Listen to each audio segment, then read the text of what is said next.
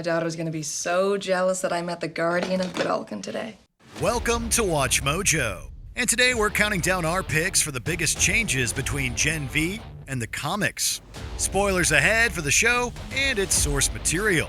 If Bart gets wind of this, the Supes will crush you and everyone you care about. Too late for that. Number 10. Huey doesn't go to God U's parties. A few of us are going on a field trip. Off campus. Golden Boy, myself, a few others. You should come. The storyline from the boys' comic that inspired Gen V is called We Gotta Go Now. This plot revolves around Huey going undercover at Godolphin U. Although it's a pretty clear spoof of Charles Xavier's School for Gifted Youngsters, the comic version is far from a university. Huey learns that while the higher-ups on the team spend most of their time training, the college-age adults apparently do nothing but party. Yes, yes. Now let's dance. Come on. The Supes in the show actually do balance partying with real studies. Instead of calculus or biology, they're majoring in crime fighting and performing arts. And Huey notably isn't around to hang with the kids. Overall, the TV characters are a bit more prepared for the real world than their comic counterparts. No, but I have to take intro. Everyone who majors in crime fighting takes intro. Number 9. Indira Shetty. I know you monitor Supes, their team affiliations, their whereabouts. You know where to find all of them, even those that aren't under Vort's thumb. You'll be able to neutralize them once and for all. Although the comic has its fair share of deceitful and manipulative characters, Dean Shetty was invented just for Gen V. Like many of the key players in this franchise, it's unclear at first where her loyalties lie. We later learn that she has a truly diabolical plan up her sleeve. Fortunately, neither the boys nor Gen V has time for one-dimensional characters. We eventually find that Shetty's dark goals are driven by a genuinely tragic event caused by Homelander. When I lost my husband and my daughter, I lost my entire world. Every day I ask myself, why am I still here? Like Billy Butcher, we might not agree with how far she goes to avenge those she's lost, but we can at least understand why Shetty became so morally gray. Trust me, you don't want to go down that path. I'm doing this with or without you. With you would be easier. Together we can end it. Finally. Number 8. Brink replaces Godolphin. I think it's safe to say that I know more about Supes than just about any soul alive. And they are something. Professor Richard Brinkerhoff is another character who appears only in the TV series. In the boys' comic, John Godolphin himself runs the Soup School. He serves as the twisted father figure to the young Supes who live there. In the show, Thomas Godolphin still helped found God U, but wasn't directly involved in the show's events. Dean Shetty oversees the school while Brink fills the role of professor confidant to the students. See, Golden Boy, Andre, Jordan, they're going all the way. They could save thousands of people. But not if TMZ finds out that they almost let a woman bleed to death. Like many authority figures in this franchise, the latter mentor turns out to be untrustworthy. We soon find out that he's involved in the horrible things going on in the basement of the school. In the end, Golden Boy makes Brink pay for his lies and deceit in brutal fashion. You don't know about the woods. What? Okay, please, he fell asleep with a camel lit in his mouth and he burned himself. Number 7. Tech Knight originally had no powers. I'm Tech Knight, and I won't stop searching until I've found the whole truth. The comics version of this character was a parody of Batman and Iron Man. While he didn't have superpowers, he did have a lot of very cool gadgets and a fancy suit that enabled him to fly. In Gen V, Tech Knight gets incredible powers of observation that basically turn him into a detective. Maybe not the world's greatest, but still a pretty darn good one. His skills could allow him to solve cases faster than the world's greatest detective. However, he chooses to host a true crime show where he's willing to do anything to get compelling footage. You wanted what Golden Boy had, his girlfriend, the #1 spot. He found out about you and Kate, cracked.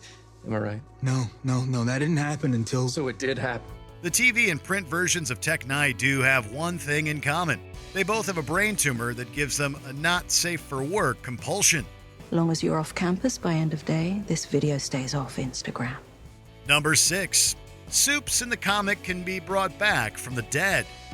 This was definitely one of the creepier elements of the books. While undercover at Godolphin, Huey runs into Nubia, a parody of X-Men's Storm. Looks like you could use a hand. Nice moves. You're Nubia, Queen of Thunder. After she was covertly killed by her own organization, she was forcefully resurrected. When Nubia returned, she was essentially a borderline mindless zombie who felt nothing like herself. Her only desire is that someone would end her resurrected existence. Despite her bad reactions, John Godolphin demanded that Vought bring back another recently deceased G-Man. I want you to bring my sister back to life. No. You took her life away from her. It is your obligation to bring her back. Although he knew it would likely have the same effect, he couldn't stand to let her go. Godolphin is so possessive of his young soups, they can't even escape him in death. I suggest you prepare yourself for the worst. Number 5. Meline Stillwell. It is a whole new world now. And there is only one company that has the product to fight back. In both the comics and the series, this character is a powerful and important figure inside Vought. But there are major differences between the two versions of Stillwell. And it's not just the fact that the TV variant died long before this story arc. The comic version of the character, a man named James Stillwell, had more influence in Vought than Meline did. He essentially carries the weight that Stan Edgar does in The Boys. You are under a misconception that we are a superhero company. We are not. What we are, really, is a pharmaceutical company. And you are not our most valuable asset. James also came off as much more ruthless. To cover up all the shady things John Godolphin did, he had every member of the G-Men massacred. While Meline Stillwell was cutthroat and manipulative, we think that even she'd hesitate to execute an entire organization of soups to cover up secrets. While you're preening at the Golden Globes, we are busy running around like maniacs trying to clean up the mess you made. Number 4. The soups in the comic were kidnapped. Could they do that to us? Are we in danger? I mean, should we tell someone? I don't know what we'd say.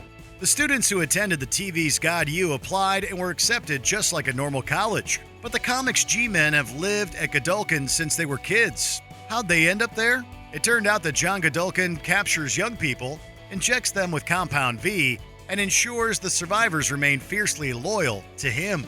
And that's just the tip of the iceberg of the terrible things he's done to the soups underneath his control. To be fair, the horrible acts that soups are subjected to underneath TV's God U aren't pretty either. Have a beanbag. Okay, beanbag is not a compelling reason to stay captive, Sam. I've tried to get out before, but people get hurt. But while some students get away unscathed, every school attendee in the comics suffers. It's tragic that neither university is truly safe for the young people who trusted it. So what are we gonna do? For now, nothing. We lay low. Number 3. Gen V introduces all new young soups. I was coming up with your superhero name. You wanna hear it? Bloody Marie. That's terrible.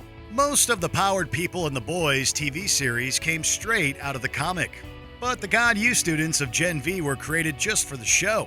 The writers could have adapted some of the comics G-Men like Critter, Randall, or Blachowski, and if they put Groundhog from The Boys Diabolical in live action, Gen V and the comics would share a character. But I can't let you do this. Then stop now. However, the writers chose to come up with a totally new squad of soup characters with unique powers. Both mediums are obviously inspired by superheroes in other franchises. While Andre Anderson takes a page out of Magneto's book, Kate's psychic powers make her feel like Emma Frost. Despite power similarities, the comic and TV characters definitely feel original. This woman appears. She saved the girl's life. Okay, sure, you're the hero, but I'm the one who made you go, so in a very real way, I'm the hero. Number 2. Newman is a much bigger threat. And I get it. The superhuman community wants to make sure that the government is treating them fairly and addressing their unique concerns. When the vice presidential hopeful arrives on campus on the show, hero Marie Moreau is excited to meet the politician. But the optimistic soup soon learns that Victoria Newman is extraordinarily dangerous. Not only does the politician have blood-controlling superpowers, but she's also been the mastermind behind complex and corrupt schemes behind the scenes. You and I We have the same goals, right? Compassionate control. That is such a great phrase. Do you mind if I steal that? By contrast, the comic version of Newman is, well, a complete idiot. The only reason he became the VP and eventual president in comics is because Vought wanted someone they could easily control. Judging on what Victoria has accomplished so far, we're guessing she'll be the one in control of everything soon. Look, you have to tell everyone what Vought is doing. They'll handle it. Before we continue, be sure to subscribe to our channel and ring the bell to get notified about our latest videos. You have the option to be notified for occasional videos or all of them. If you're on your phone, make sure you go into your settings and switch on notifications. Number 1. Gen V adds a viral story.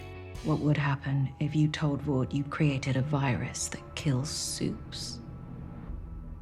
I didn't know. I never signed on for any of this. Throughout Gen V's first season, it was unknown why God U kept so many soups isolated in a basement. It was eventually revealed that scientists were working on a virus that could weaken or outright kill those with compound V in their blood. Meanwhile, the characters in the comic don't get so much as a cold because there's no mention of a virus on the page. But this TV plot point might go much further than a simple difference between mediums. We found out she has some kind of virus to kill the kids in the woods. She wants to make it more contagious. She wants more than that, don't you? I want it to spread across the globe. While the soups in the comic are more vulnerable to ordinary weapons, the ones on the show tend to be much more durable. Whoever ends up holding the keys to the virus in the end will truly be the most powerful person on Earth. Is this all of it? Yeah. And you're the only one who knows how to replicate it, right? We'll make sure this stays out of the wrong hands. Which character from The Boys would you love to see in Gen V? Be sure to let us know in the comments below. Two paths, Marie. You have to choose. You can't have both. Did you enjoy this video? Check out these other clips from WatchMojo and be sure to subscribe and ring the bell to be notified about our latest videos.